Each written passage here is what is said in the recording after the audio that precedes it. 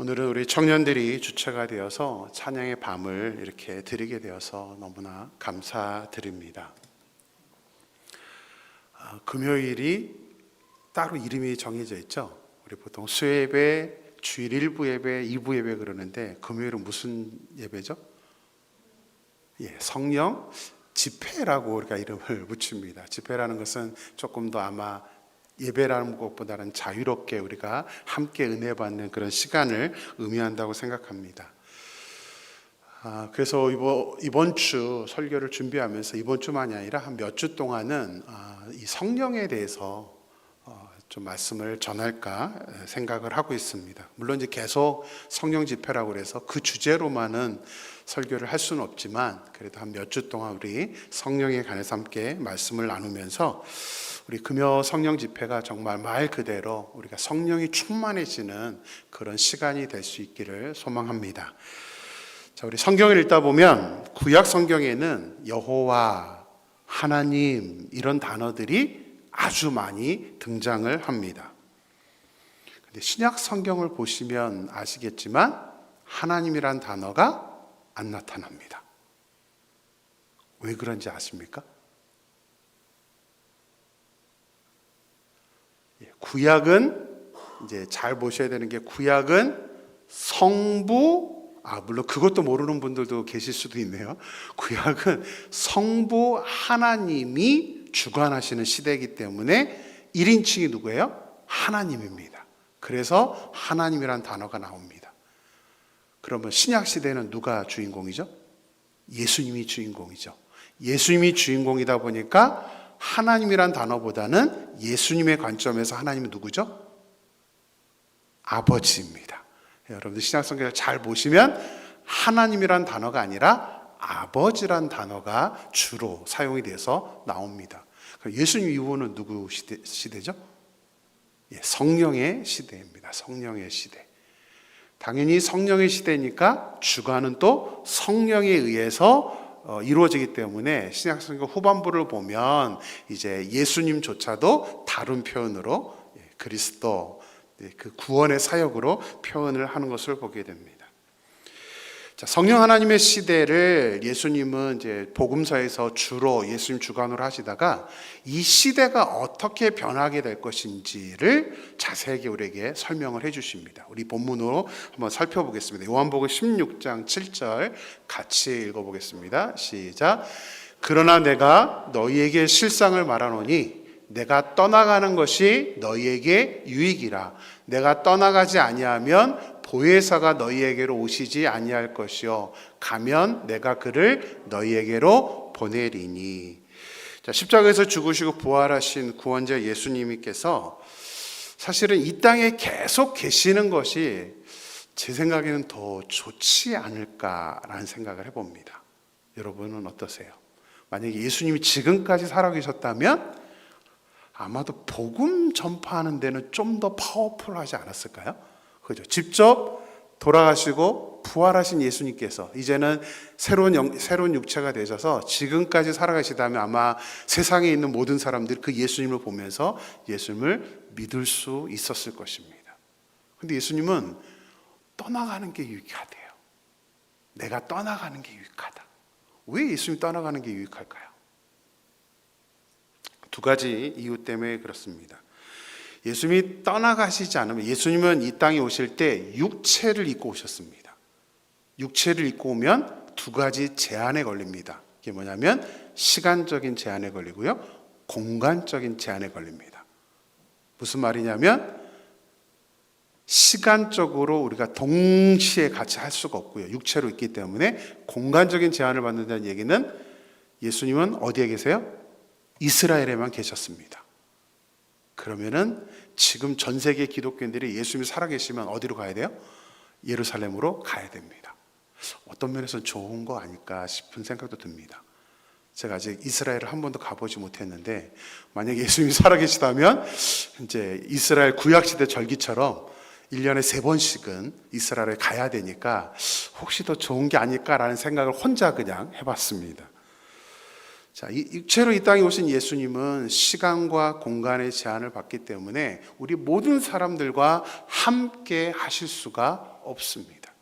그래서 육체가 아니신 성령, 영으로 계신 성령께서 이 땅에 오셔야, 예수님이 가시고 성령께서 오셔야, 오늘 본문에는 보혜사라고 되어 있는데요, 그건 성령을 이야기합니다. 성령께서 이 땅에 오셔야만 우리가 성령과 영으로 모든 전 세계에 있는 사람들이 성령 하나님과 함께 있기 때문에 하나님은 이렇게 시대를 나누어서 지금은 성령이 함께하는 시대를 우리에게 허락하신 것입니다. 그래서 우리에게 유익하다고 말씀하신 것입니다.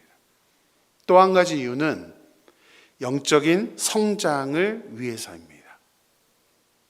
우리가 예수를 믿고 구원받은 것은 영어로 born again이라고 그러죠. 다시 태어난 겁니다. 태어났다는 의미는 무슨 의미가 있죠? 갓난아기와 같다는 겁니다. 영적으로 갓난아기와 같기 때문에 다시 우리가 태어나게 돼서 구원을 받게 되면 그 이후에는 반드시 뭐가 있어야 됩니까? 성장이라는 단계가 있어야 됩니다.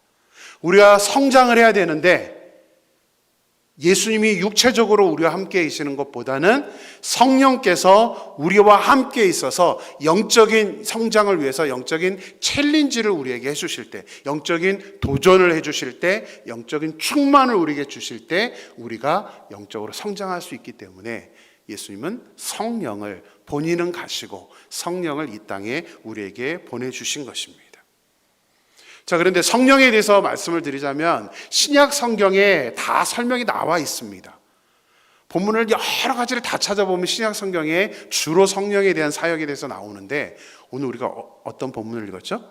이사야서 61장을 읽었습니다. 구약 성경입니다. 성령의 시대가 아닌데 이상하게 이사야 61장에서만큼은 너무나 자세하게 성령에 대해서 우리에게 설명을 해주고 있습니다. 그것도 성령이 임하게 되면 어떠한 변화가 우리에게 일어나게 될지 그 성령의 변화에 대해서 말씀을 해주고 있습니다.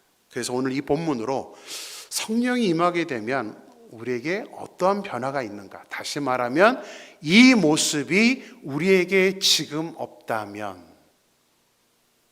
이제 퀘스천 마크를 그려야 됩니다. 나는 과연 지금 성령의 임재 속에 살고 있는가? 이 총 4가지인데요. 오늘 2가지를 보고 다음번에 2가지를 살펴보겠습니다. 자, 첫 번째, 성령이 임하게 되면 변하는 모습을 오늘 본문에서 1절에서 설명해 주고 있습니다. 우리 같이 읽어보겠습니다. 주 여호와의 영이 내게 내리셨으니 이는 여호와께서 내게 기름을 부으사 가난한 자에게 아름다운 소식을 전하게 하려 하심이라. 나를 보내사 마음이 상한 자를 고치며 포로된 자에게 자유를, 갇힌 자에게 노임을 선포하며 주 여호와의 영이 임하며. 주 여호와의 영이 뭐죠? 성령이죠. 근데 왜 성령이라고 직접 표현 안 하고 주 여호와의 영이라고 설명을 하고 있을까요? 이미 설명드렸습니다. 구약은 누구의 시대요? 성부 하나님의 시대이기 때문에 하나님의 관점에서 하나님의 영, 여호와의 영 이렇게 설명을 하는 것입니다. 물론 개인적으로 임할 때는 구약시대에도 성령이 임하는데 개인한테 임할 때는 직접적인 단어를 써서 성령이라고 합니다. 우리가 지금 새벽에 사무엘상을 읽고 있는데 사울에게 성령이 임할 때는 여호와의 영이라고 하지 않고 성령이라고 표현했고요. 다윗에게도 역시 성령이라고 표현을 하고 있습니다. 직접적인 사역을 하실 때는 성령이지만 그렇지 않을 때는 이제 하나님의 관점에서 여호와의 영이라고 말하고 있습니다. 자, 성령이 임하면 나타나는 모습, 오늘 1절에서 파란색으로 색칠을 해놨습니다. 뭐라고요? 아름다운 소식을 전하게 하려 하십니다. 아름다운 소식은 영어로 굿 뉴스죠. 굿 뉴스를 한마디로 우리가 아는 표현으로 하면 뭐예요? 가스펠입니다. 복음입니다. 복음. 성령이 임하게 되면 바로 즉각적으로 나타나는 모습이 뭐냐면 복음을 전하고 싶어진다는 것입니다. 그래서 역사 속에서 항상 성령의 역사, 성령의 임재가 있었을 때 나타났던 모든 모습은 바로 복음을 전하기 시작했다는 사실입니다. 여러분들 혹시 길거리에서 전도를 하는 사람들, 미국의 캐나다에서는 잘 없는데요. 전도를 하는 사람들 한국에서는 많이 보이죠. 뭐 예수천당, 불신지옥 간판 이렇게 걸고 그렇게 전도하는 사람들 보면 여러분들은 어떤 생각을 하십니까? 격려해주고 싶습니까? 아마 대부분의 사람들이 비슷하지 않을까 싶은데요. 저도 그렇게 썩 좋아하지는 않았습니다. 그냥 좀 이렇게 고개를 갸우뚱갸우뚱 했었습니다. 왜냐하면 너무 시끄럽게 하거나 조금 상식적이지 않은 모습으로 전도를 하기 때문에 사람들이 그렇게 썩 기독교인들조차도 그렇게 꼭 동의를 하는 것 같지는 않습니다. 그런데 언젠가부터 이제 제가 한국에 나가면 꼭 이 지하철역을 가면 꼭 이런 분들이 꼭 있습니다. 전도하시는 분들. 근데 그런 어떤 간판을 걸고 하는 분들이 아니라 정말 이렇게 연세가 있으신 할머니들, 권사님들 이런 분들이 교회 그 주보하고 휴지하고 이런 걸 갖고 나와서 이렇게 종이를 주면서 예수님 믿으세요 막 이러는 분들을 제가 보면서 조금씩 제 마음속에 생각이 좀 바뀌기 시작했습니다. 단순히 그들을 판단하고 비판할 게 아니라 저 스스로에게 그런 질문이 나오더라고요. 너는 목사인데 그만큼 전도하고 있느냐? 너는 나가서 복음을 전하고 있느냐? 교회 안에서 말고 나가서. 저도 모르게 그 생각이 제 마음속에 많이 와닿게 되었습니다. 요즘 한국에서는 정말 열심히 포교 활동을 하고 있는 단체가 있습니다. 우리는 하나님을 뭐라고 부르죠? 아버지라고 부르죠. 이 단체는 하나님을 어머니라고 부릅니다. 아마 만나본 분들도 있을 겁니다. 어머니. 근데 너무 자주 만나요. 이들이 왜 어머니라고 부르는지 아세요? 성경에 어머니가 있어요. 하나님 어머니. 이 사람들을 이제 하나님의 교회라고 부르는 이단인데요. 우리 갈라디아서 4장 26절을 한번 보겠습니다. 같이 읽을까요? 갈라디아서 4장 26절 시작. 오직 위에 있는 예루살렘은 자유자니 곧 우리 어머니라 있죠. 나름이 고개 끄덕거리면 큰일 나요. 이단에 빠지는 거예요. 성경 66권 중에 유일하게 나오는 단어가 여기입니다. 갈라디아서 4장 26절. 그런데 저 단어를 가지고 하나님을 어머니라라고 얘기합니다. 근데 저 앞뒤 본문을 보면 저게 하나님을 가르치는 단어가 아니에요. 하나님을 표현하는 게 아닌데 이 사람들은 앞뒤 단어는 하나도 안 보고 저 단어만 보면서 분명히 성경에 있다니까요. 하나님을 어머니라 부른다고요. 그래서 우리 그 사람들은 이렇게 전도지 돌리는 거 보면 다 우리 하나님 어머니, 우리 하나님 어머니 이렇게 표현을 하는데 너무 열심히 포교 활동을 하러 다녀요.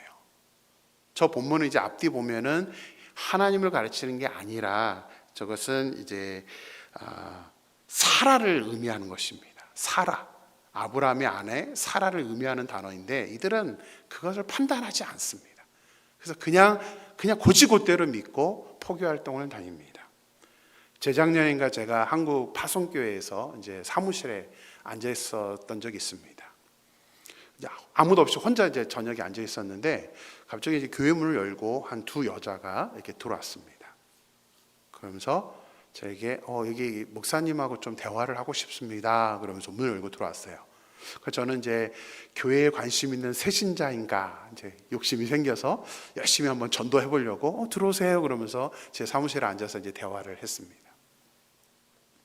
한참을 얘기하는데 되게 이렇게 좀 뭐 저에 대해서 목사님이세요, 뭐 어떠세요 이러면서 굉장히 아주 다정하게 대화를 시작했습니다. 근데 조금 대화가 끝나니까 이제 본격적으로 아예 노골적으로 저에게 자신들이 누구인지를 밝혔습니다. 신천지였습니다. 그리고 왜 오게 되었는지도 말해줍니다. 왜 오게 되었느냐면 옛날에는 교회 평신도들을 쫓아가면서 신천지로 끌어들이려고 노력을 했었대요. 근데 올해부터 우리 신천지의 목표가 바뀌었대요. 이제 더 이상 평신도 하고 씨름 안 하고 목사님하고 성경 배틀해서 목사님만 섭렵하면 교회의 전체가 따라온다고 전략을 바꿨다는 거예요. 그걸 저에게 노골적으로 얘기를 해요. 그러면서 신천지로 가자는 거예요, 저보고. 제가 갔을까요? 안 갔을까요? 가는 게 이상하잖아요, 그죠?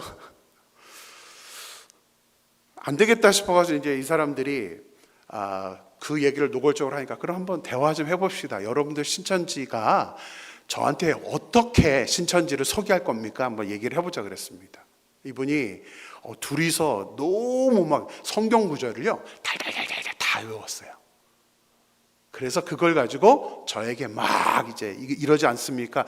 특히 저에게 생각할 틈을 안 줍니다. 성경 구절을 외우기 때문에 이단들의 특징은 뭐냐면 앞뒤 구절을 못 보게 해요. 딱 그 구절만, 그 구절에 있는 문자만 보게 하면서 이렇지 않습니까? 그러면서 저에게 이제 배틀을 해온 것입니다. 저는 이단에 대해서 좀 많이 연구를 했었습니다. 그래서 특히 이제 성경 해석학이라는 걸 공부해서 성경의 앞뒤 문맥을 좀 중요하게 저는 생각하고요. 그 다음에 원어, 히브리어, 헬라어를 보고 저는 또 이제 번역 성경의 한계가 뭐냐면 이게 애매하게 해석되는 부분들이 있습니다. 그래서 저는 영어 성경이나 특히 이제 중국에서 사역했기 때문에 중국어 성경, 우리나라 성경이 중국어를 많이 가지고 번역을 했기 때문에 중국어 성경을 보면서 이제 본문을 해석하는 편입니다. 그래서 이 두 여자분에게 앞뒤 구절 딱 얘기하면 제가 수답을 시키고 이게 앞뒤 구절에서 뭔 의미가 있는지 또 영어 성경도 이렇게 보여주고 중국어 성경 보여주면서 설득을 제가 했습니다. 당신이 알고 있는 게 제대로 알고 있는 게 아니다. 이렇게 설득을 하니까 제 기억에 한 3시간은 배틀을 했던 것 같아요. 밤 10시 넘어가서 결국은 저한테 처음에는 화를 내더라고요. 왜 한글 성경만 보지 영어 성경 보냐고. 왜 또 중국어, 당신 뭔데 중국어를 봐? 막 이러면서 처음에 약간 짜증을 내더니 나중에서는 이제 어쩔 수 없으니까 저한테 그럽니다. 목사님, 다시 올게요. 다시 한번 붙읍시다. 이러면서 나가는 거예요. 근데 진짜 그 다음부터는 너무 자주 오는 거예요. 제 핸드폰 번호도 알아가가지고요. 문자로 맨날 연락하고 목사님 계세요? 한번 만나요? 하면서 거의 매일 저를 찾아와서 배틀을 했습니다. 정말 지겹게 거의 한 달간 배틀을 했던 것 같아요. 근데 그 사람들과 대화를 하면서 저는 또 마음이 좀 아팠습니다. 진리가 아닌데 저것을 믿고 있는 저 사람들, 진리가 아닌데도 저 성경 말씀을 저렇게 달달달 외워서 감히 목사님과 성경 배틀을 하면서 목사님을 자기네 신천지로 끌어들이려고 하는 저 사람들의 그 열심을 왜 우리 기독교인들은 갖지 못했을까? 왜 우리는 그것을 하고 있지 못할까? 저는 그것이 마음이 아팠습니다. 우리는 진리라고 여러분 믿잖아요. 그죠? 성경 말씀이 하나님의 말씀임을 우리는 다 믿고 있습니다. 그런데 우리는 자신감이 없어요. 그만큼 성경 말씀을 배우려는 열정도 우리에게 많지는 않습니다. 그들과 함께 성경으로 대화해 볼 수 있는 그 마음이 우리에게 있는가를 우리는 살펴봐야 되는 것입니다. 고린도전서 1장 21절 볼까요? 같이 읽습니다. 하나님의 지혜에 있어서는 이 세상이 자기 지혜로 하나님을 알지 못하므로 하나님께서 전도에 미련한 것으로 믿는 자들을 구원하시기를 기뻐하셨도다. 하나님께서 무엇으로 기뻐하신다고요? 전도에 미련한 것. 왜 전도에 미련한 것이라고 하셨을까요? 왜 전도가 미련하다고 말씀하시죠? 우리가 그렇게 생각하기 때문입니다. 우리가 전도를 미련하다고 생각해요. 굳이 저렇게 나가서 전도를 해야 하는가? 우리의 생각 때문에 바울도 고린도 교회에 편지를 쓰면서 하나님이 여러분들이 생각하는 전도에 미련한 것으로 믿는 자들을 구원하시기를 기뻐하셨다라고 말씀을 하고 있는 것입니다. 저는 대학교 1학년 때부터 하나님께서 이제 찬양 사역자로 저에게 소명을 주셨습니다. 그 비전을 받았습니다. 그때부터 저는 이 찬양을 단순히 교회 안에서 부르는 찬양이라고 생각하지 않았습니다. 하나님이 저에게 주신 비전은 이 찬양을 통해서 어떻게 하면 복음을 전파할 수 있을까? 저는 그 마음을 받았습니다. 그래서 제가 이제 대학교 1학년 때 그 비전을 받고 우리 이제 청소년부 제가 찬양 인도를 하고 있었는데 우리 청소년부들과 함께 제가 경기도 성남에 살았습니다. 성남 시청에 나가서 앞에다 이제 조그맣게 무대를 꾸려놓고 저희들이 이렇게 악기들 가지고 연주를 합니다. 그러면 우리 청소년부 친구들이 교회 전도지를 가지고 지나가는 사람들에게 전도하는 일을 거의 한 달에 한 번씩 했습니다. 대학교에서도 저희 찬양선교단에서 제가 사역을 했었는데 캠퍼스 안에서 저희 단국대학교에서 공부를 했는데요. 캠퍼스 안에서 매주 화요일마다 점심시간에 화요 경배와 찬양을 했습니다. 저희가 소망했던 것은 지나가는 사람들에게 이 찬양이 울려 퍼지면 그들 중에 누군가가 이 자리에 앉았다가 예수님을 믿을 수 있지 않을까라는 생각 때문에 저희는 그냥 캠퍼스에서 찬양이 울려 퍼지게 하는 그 역할만 저희들이 감당하면서 경배와 찬양 모임을 했습니다. 중국에 가서도 찬양 학교를 세워서 찬양 인도자와 반주자를 양성하는 그 학교를 세웠는데 그냥 이론적으로 악기 어떻게 치는지 이것을 가르친 게 아닙니다. 어떻게 하면 성령의 충만함을 받아서 복음의 증거자가 될 수 있을 것인가를 가르쳤습니다.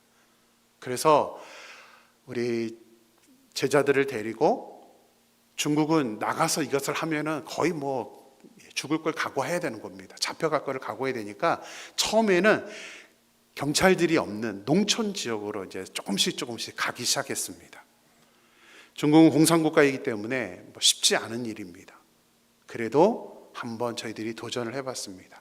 저것은 저희가 위에서 찍은 사진인데요. 저렇게 그냥 길거리에 악기를 가지고 이 악기들을 전부 다 가지고 조그만 음향기 하나하고 믹서를 가지고 가서 저렇게 길거리에서 찬양을 인도하면서 그 마을 사람들에게 복음을 전하는 일을 했습니다. 그 다음 사진을 보면 PPT를 띄울 수가 없었어요. 밖이라서. 그러니까 저희가 종이에다가 가사를 다 썼습니다. 저 때가 45도예요. 여름에 벽에다 붙여가면서 사역을 감당했습니다. 그 다음 사진 보면요, 이제 농촌 집회를 한 뒤에는 저희들이 조금 용감하게 한번 도전해 본 게 있습니다. 플래시몹이라는 게 있죠. 그게 뭐냐면 그냥 잠깐 가서 공연하고 도망치는 거. 저희가 걸릴까봐 저 백화점 1층입니다. 제일 큰 저희 지역에서 가장 큰 백화점 1층에 저렇게 악기만 저거는 이제 들고 도망갈 수가 있으니까 기타 들고 쭈르르 나와가지고 찬양하고 복음 전하고 그리고 다 뿔뿔이 흩어져서 이렇게 도망을 갔었습니다. 몇 번 그렇게 하다가 나중에는 저 백화점 1층에다가 성탄절 문화행사라는 이름으로 사람들이 기독교 행사인지를 모르고 그냥 성탄절 문화행사라는 이름으로 아예 무대를 설치를 해서 문화행사를 했습니다. 그리고 마지막에는 20분 정도의 뮤지컬을 공연을 하고 그러고 나서 복음을 전했습니다. 저는 외국인이기 때문에 제가 앞에서 복음을 전하면 그냥 방법이 없습니다. 모두가 잡혀가기 때문에 저희 제자가 앞에 가서 짧게 2, 3분 메시지를 쭉 전했는데 놀라운 것은 그 자리에서 200명이 결신을 했습니다. 예수를 믿기로 결신을 했습니다. 아마 우리 캐나다에서 이렇게 하면 다들 그냥 쳐다보고 갈 거예요. 제가 중국을 사랑하는 이유 중에 하나가 저겁니다. 너무나 순수합니다.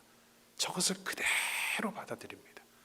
복음을 그대로 받아들여서 특히 저 뮤지컬은 중국인들한테 굉장히 좀 어필하는 그런 뮤지컬인데 우리 동영상 잠깐 그 뒤로 가면서요. 저렇게 옷 입고 마지막에 뮤지컬 하는데 동영상을 좀 보겠습니다.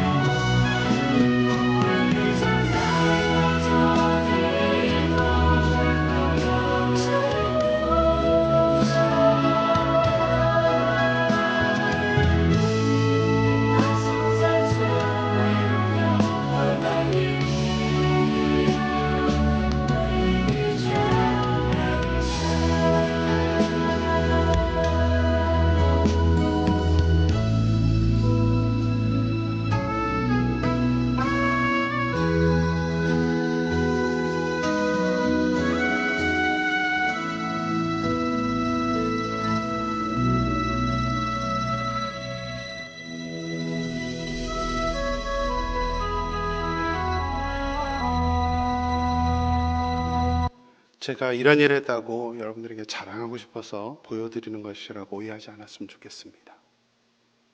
이 영상을 볼 때마다 저는 지금도 마음이 벅찹니다. 저희 제자들은 만약 이렇게 복음을 전하다가 현장에서 체포가 되면 평생토록 직업을 가질 수가 없습니다. 낙인이 찍히기 때문에 빨간 줄이 가서 전과자가 되어버립니다. 저는 외국인이기 때문에 그냥 추방돼서 나오면 끝입니다. 저들은 삶이에요. 처음에 이 사역을 제안했을 때에 우리 친구들이 거절해도 된다고 그랬었습니다. 근데 이들은 거절하지 않더라고요. 왜냐하면 저에게 그런 말을 해요. 예수님께서 나를 위해 죽으셨는데 복음을 전하는 게 당연한 거 아닌가요? 아직 우리 중국의 친구들은 아직 예수님을 모르는 사람들이 너무나 많습니다. 저의 안위나 나의 평안보다는 한 명이라도, 한 영혼이라도 주님께 이끌 수만 있다면 제가 기꺼이 하겠습니다 라면서 저희 제자들이 저와 함께 복음의 사역을 함께 해 주었습니다. 우리 아까 좀 전에 찬양 드렸죠. 맡기신 소명 이루면서 살자. 주님의 마음에 합한 자가 되어서 주님께서 우리에게 맡겨주신 소명을 이루면서 살자라고 우리가 찬양을 했습니다. 여러분들이 고백한 대로 사셔야 합니다. 주님이 우리에게 맡겨주신 소명이 뭐죠? 주님의 지상 명령이 뭐죠? 너희는 가서 모든 족속으로 제자를 삼으라 합니다. 교회 안에서가 아닙니다. 너희는 가서입니다. 가서. 우리 청년들한테 이번에 원주민 마을 갈 때도 제가 좀 악기를 가져가자 했던 이유가 뭐냐면 찬양은 우리 안에서만 하는 게 아니기 때문에 그래요. 우리는 나가서 증거해야 됩니다. 특히 여러분들 제발 전도가 미련하다, 어렵다라고만 생각하지 않으셨으면 좋겠습니다. 우리 주변에 아직까지도 복음을 듣지 못한 사람들이 많고요. 아직까지 주님의 교회로 나오지 않고 있는 사람들이 있습니다. 가난한 성도들도 많이 있습니다. 상처를 받거나 여러 어려움 때문에 지금 교회를 다니고 있지 않은 사람들도 있습니다. 꼭 새신자만이 아니라 그 가난한 성도들까지도 우리의 소명입니다. 그들을 우리 주님 앞에 데리고 오는 것. 그것이 우리가 해야 될 소명인 줄로 믿습니다. 그것이 뭐예요? 성령이 임한 사람. 그것이 성령이 충만한 사람에게 나타나는 모습이기 때문입니다. 내가 지금 성령이 충만한가 아닌가는 그 모습을 보면 알 수 있습니다. 과연 나는 지금 복음을 전하고자 하는 열정이 나에게 있는가? 소망합니다. 우리 금요성령 집회를 통해서 저와 여러분이 성령의 임재하심, 성령의 충만하심을 입어서 우리 모두가 나가서 복음을 증거할 수 있는 그런 우리 모두가 되기를 주님의 이름으로 축원합니다. 우리 같이 옆 사람에게 인사할까요? 나갑시다. 우리 그렇게 한번 인사했으면 좋겠어요. 나갑시다. 자, 성령이 임하면 우리에게 나타나는 변하게 되는 두 번째 모습은 4절에 나옵니다. 앞에 2절도 설명하고 싶은데요. 이제 그냥 한 절만 더 설명하겠습니다. 4절 같이 읽습니다. 시작. 그들은 오래 황폐하였던 곳을 다시 쌓을 것이며 옛부터 무너진 곳을 다시 일으킬 것이며 황폐한 성읍 곧 대대로 무너져 있던 것들을 중수할 것이며 성령이 임하게 되면 나타나는 모습은 황폐했던 것을 다시 쌓고 무너져 있던 것을 다시 일으키는 것이라고 본문은 설명하고 있습니다. 이 말은 단순히 건물을 다시 짓는다는 의미는 아닙니다. 이 말의 의미는 뭐냐면 구약 성경에 이사야가 기록했던 그 시대는 이스라엘 백성들이 하나님을 떠나 죄악 가운데 있음으로 말미암아 심판을 받아서 다 바벨론으로 포로로 잡혀갔을 때입니다. 예루살렘 성도 무너졌죠? 성전도 무너졌죠. 이들의 터전들도 다 무너졌고 영적인 기반들도 다 무너져 있던 그런 상황이었습니다. 근데 하나님, 성령이 함께하는 사람은 이 영적으로 무너진 장소, 이 장소만이 아니라 영적으로 무너져 있는 그 사람들 사이에 들어가서 그 사람들을 다시 영적으로 세울 수 있는 것이 바로 성령 충만한 사람들에게 나타나는 모습이라는 것입니다. 근데 안타깝게도 우리 많은 크리스천들이 이런 선한 영향력을 주기보다는 우리는 나쁜 영향력을 받는 데 더 빠릅니다. 좋은 영향력은 잘 안 받아져요. 막 성령이 충만하고 교회가 은혜가 되면 그 영향을 받아서 함께 으쌰으쌰 해야 되는데, 이상하게도 그럴 때 한마음이 되기보다는 어떤 일이 생기고 어떤 일이 교회 안에서 발생되면 그 나쁜 영향을 받는 데 굉장히 빠릅니다. 그래서 많은 교회들이 힘들어지고 어려워지는 겁니다. 우리 교회도 겪었지 않습니까? 우리가 지금 어떤 인생을 살고 있는지를 우리는 반드시 생각해야 됩니다. 어떻게 우리가 알 수 있느냐면 우리 주변에 누가 있느냐를 보면 알 수 있어요.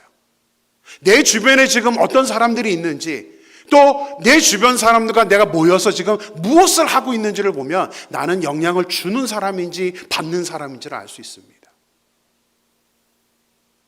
우리 동영상 하나만 보겠습니다. 차인표 씨만이 아니라 우리 잘 알고 있는 연예인들, 정혜영 씨 이런 분들이 예수님을 만나고 성령의 충만함을 받은 뒤로 저런 분들이 함께 모여서 컴패션 활동을 하든가 NGO 단체를 통해서 많은 봉사들과 선한 영향력을 끼치고 있습니다. 그 앞에 간증도 있는데 차인표 씨에, 그래서 짧게 좀 제가 편집을 했습니다. 항상 여러분들이 예의주시해야 될 것은 지금 내 옆에 누가 있느냐입니다. 또 모여서 무엇을 하고 있느냐입니다. 그게 바로 여러분의 정체성입니다. 나의 정체성입니다. 이게 굉장히 심각한 겁니다. 우리가 그거를 판단하지 못하면, 특히 교회가 어려움에 빠지게 되면 항상 무리를 짓게 됩니다. 안 좋은 걸로. 이것을 내가 박차할 수 있어야 됩니다. 아니면 내가 그 안에서 그렇게 하면 안 된다라고 말할 수 있어야 됩니다. 그 분위기를 바꿀 수 있는 사람이 진정으로 성령의 충만함을 갖고 있는 사람입니다. 앞으로 우리 임마누엘 교회가 그런 분들로 가득 찼으면 저는 좋겠어요.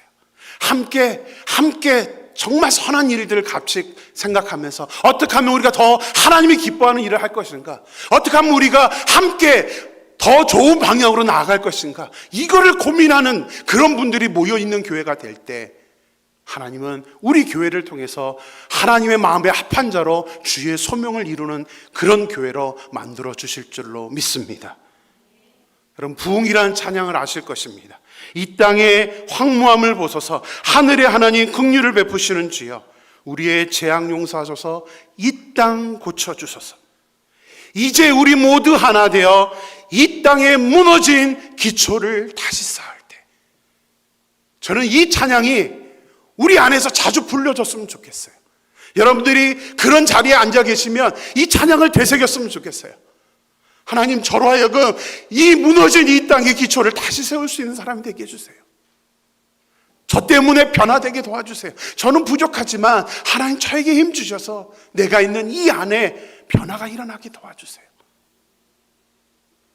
우리 임마누엘 교회가 오늘 성령 임함은 나타나는 이 두 가지 모습이 우리 교회도 또 우리 자신에게도 나타나서 우리가 복음을 증거하고 싶어하고, 힘들고 어려운 사람들, 특히 부정적인 사람들 그 안에 들어가서 우리가 그들의 무너진 영적인 그 기초들을 다시 세워줄 수 있는 저와 여러분이 되기를 주님의 이름으로 축원합니다.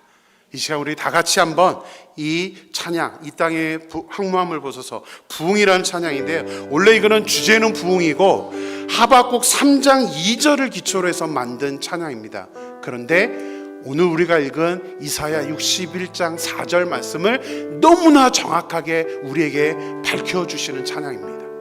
우리 찬양 들으면서 하나님, 저에게 힘 주세요. 저에게 성령의 충만함을 주세요.